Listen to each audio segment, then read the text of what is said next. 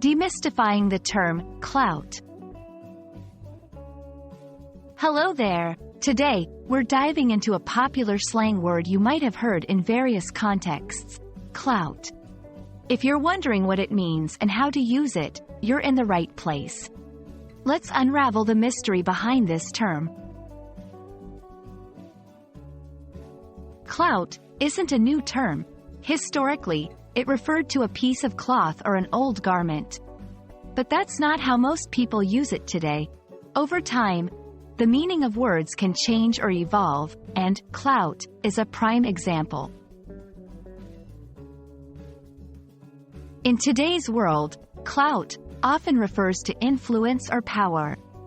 It can be used to describe someone's reputation, their ability to influence others, or their social standing, especially in online or social media contexts.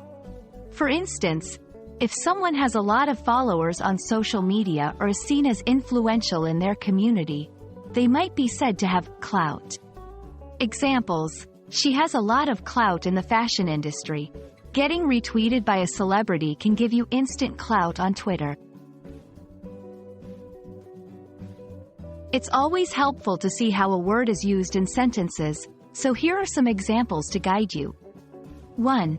He's trying to gain clout by hanging out with famous people. 2. Being featured in that popular magazine certainly gave her some added clout. 3. Why are you doing that? Just for clout? A related term you might hear is clout chasing. This is a term used to describe someone who is trying to gain popularity or attention, often in ways that are insincere or not genuine.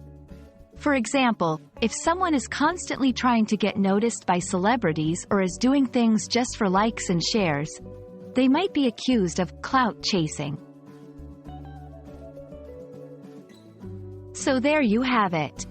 Clout is all about influence, power, and reputation, especially in modern contexts. Next time you hear or see the term, you'll know just what it means. We hope this video has been enlightening.